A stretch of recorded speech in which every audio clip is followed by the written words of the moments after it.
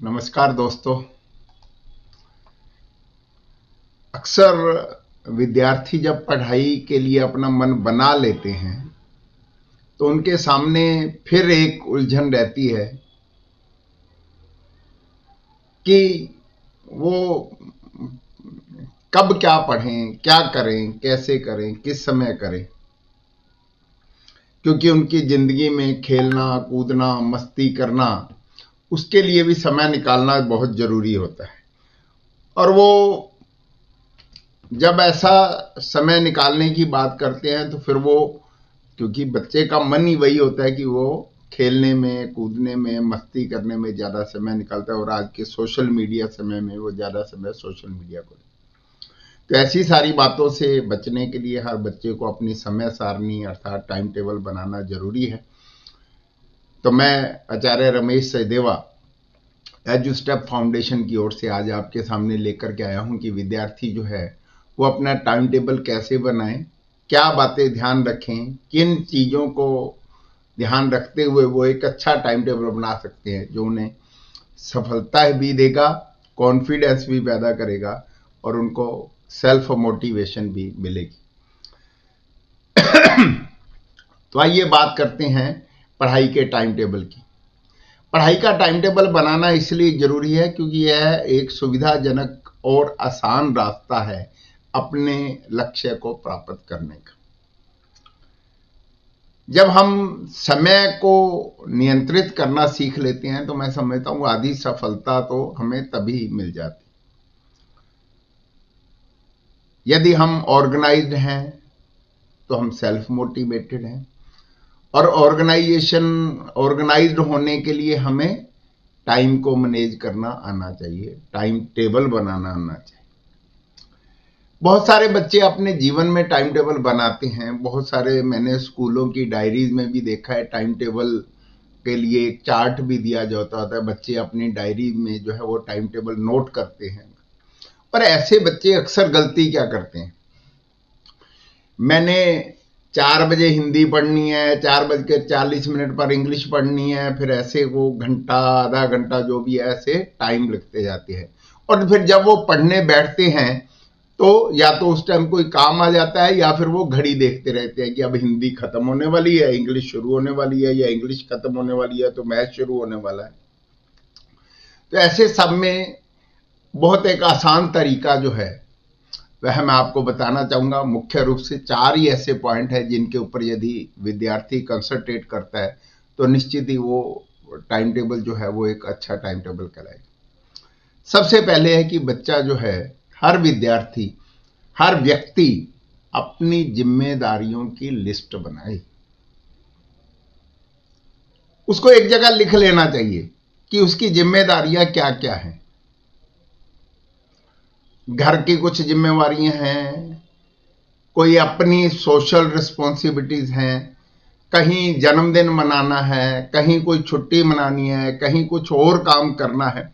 जो भी काम है उन सारी जिम्मेदारियों की लिस्ट बनाए। ग्रामीण अंचल के बच्चे अक्सर खेतों में जाते हैं, पशुओं के लिए आहार लेकर के आना, या माता पिता खेत में काम करने गए उनको लेने आते। शहर के बच्चे जिनके पेरेंट्स बिजनेसमैन हैं तो वो शॉप पर जाते हैं, वहाँ कोई सपोर्ट करते हैं। गर्ल्स खास तौर पे मदर्स के लिए हेल्प करती हैं, कोई घर की क्लीननेस में काम करना है, किचन का काम करना है। तो ऐसे सारे कामों की पहले लिस्ट बनाएं। Number 2, make a list and collection of your syllabus, your assignments. कितना मेरा सिलेबस है, कितनी मुझे असाइनमेंट सॉल्व करनी है। ये आपका मतलब टाइम टेबल कोई ऐसा नहीं है 1 साल के लिए बन जाएगा, आपको डेली भी चेंज करना पड़ सकता है। और वो आपके अंदर बनाने की जब स्किल आ जाएगी तो आप daily you can manage it very well. तो उसके लिए आपको, जैसे मैं खास तौर पे कहा करता हूं कि मैथ्स बच्चों के लिए एक बड़ा टफेस्ट सब्जेक्ट लगता है। तो कोई सिंपल काम है, अब मैथ्स डेली करने की आदत डाल लें, उसको 10 मिनट ज़्यादा देने लग जाएं। और उसके लिए आपको एक काम करना है, जितनी एग्जाम्पल्स हैं, जितनी प्रॉब्लम्स हैं, उन सारों को कैलकुलेट कर लिए पर डे के हिसाब से आप उनको डिस्ट्रीब्यूट कर लीजिए, और जो काम आपको 1 साल में करना है आप उसको पहले टारगेट ही 6 मंथ का करिए, 6 to 8 मंथ, ताकि आपको कहीं भी प्रॉब्लम आए, कोई हिंड्रेंसेस पैदा हो तो आप उसको कवर अप कर सकें। तो उसको आप डेली करते जाए, हो जाएगा। All subjects you can calculate, ये मेरे इतने लेसन हैं, इतने मेरे क्वेश्चन आंसर हैं, इतने मेरी असाइनमेंट्स है, तो ऐसा उसमें।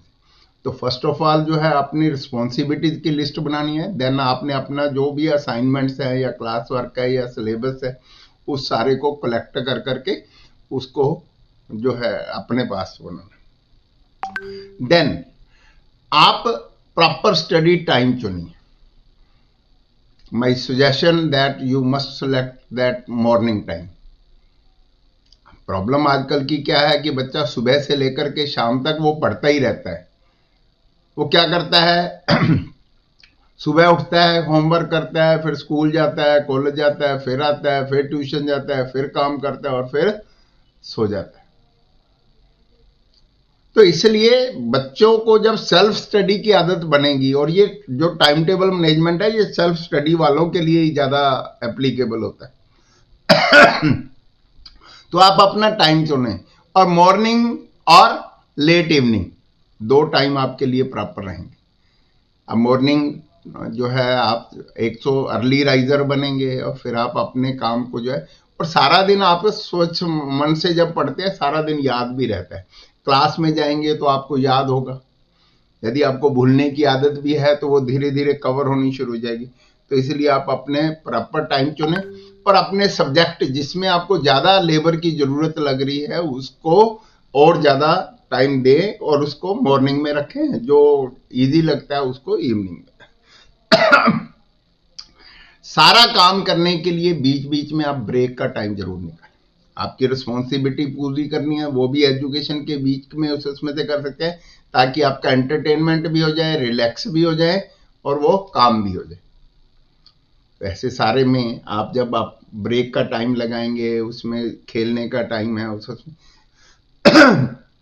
कभी भी ऐसे टाइम टेबल मत बनाइए कि मुझे इतने बजे ये करना है, मुझे इतने घंटे पढ़ना जरूरी है, मुझे इतने घंटे सोना जरूरी है, मुझे इतने घंटे जो है खेल कूद करनी जरूरी। तो ऐसी सारी चीजें आप ध्यान रखें तो ही आपका टाइम टेबल ठीक बनेगा। तो आप सब मेरे इस वीडियो से लाभान्वित होंगे, ऐसी मैं उम्मीद करता हूं। आप इसी तरह मेरे चैनल से जुड़े रहिए, ज़्यादा से ज़्यादा शेयर करिए, सब्सक्राइब करिए, कमेंट करिए, ताकि ये हर जो है विद्यार्थी तक पहुंचे, और हमारे बच्चे जो है अच्छे पढ़ लिख करके कामयाब हों, उनकी अच्छी अच्छी आदतें बन पे। इसी उद्देश्य के साथ एजू फाउंडेशन की ओर से मैं आज फिर विदा लेता हूं। कल फिर मिलेंगे किसी नई बात के साथ, किसी नए विचार के साथ। Thank you all of you.